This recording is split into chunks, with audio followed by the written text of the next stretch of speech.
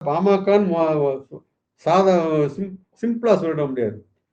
பாமக பிராக்கெட்ல அன்புமணின்னு போட்டு தான் சொல்லணும்.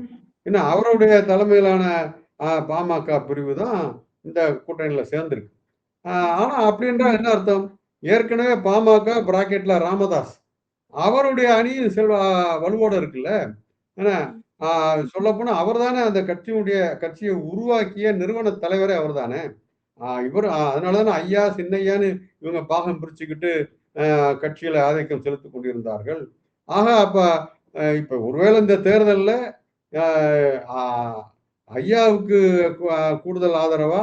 அல்லது சின்னையாவுக்கு கூடுதல் ஆதரவா என்பது வேணா கொஞ்சம் மக்களுக்கு தெரிய வருமே தவிர, ஆ வந்து ஒரு வெற்றி வாய்ப்பை அள்ளிக் கொடுத்துவிடும்.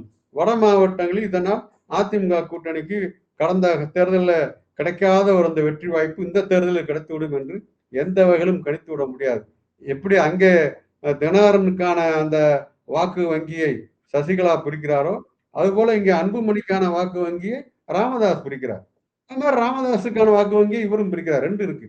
ஆகவே இது எந்த வகையிலும் ஒரு என்கிட்ட இந்த இந்த கட்சிலாம் இருக்கின்றன என்று சொல்லிக் கொள்ளலாம். பாரம்பரியமாக அந்த கட்சிக்குள்ள சின்னத்தை அன்புமணி பிரிவுக்குத்தான் ஒதுக்கி இருக்கிறார்கள் என்பதால் அதை சொல்லிக் கொள்ளலாமே தவிர, அதெல்லாம் ஒரு முடிவுகள் என்று வருகிற போது, எந்த வகையான தாக்கத்தையும் ஏற்படுத்தாது. மக்கள் இன்னும் சொல்லப்போனா, வாக்களிப்பதற்கு வேணா நாட்கள் இருக்கின்றன. ஏப்ரல் 21 வரைக்கும் இருக்கு. ஆனா, அதுவரைக்கும் மக்கள் சும்மா இருப்பாங்களா? அவர்கள் முடிவுக்கு வந்திருப்பார்கள்ல. கடந்த கால அனுபவங்கள், இவர்கள் என்னவெல்லாம் பேசிக் கொண்டிருந்தால் திடீரென்று எப்படி இந்த ஒற்றுமை ஏற்பட்டு விட்டது?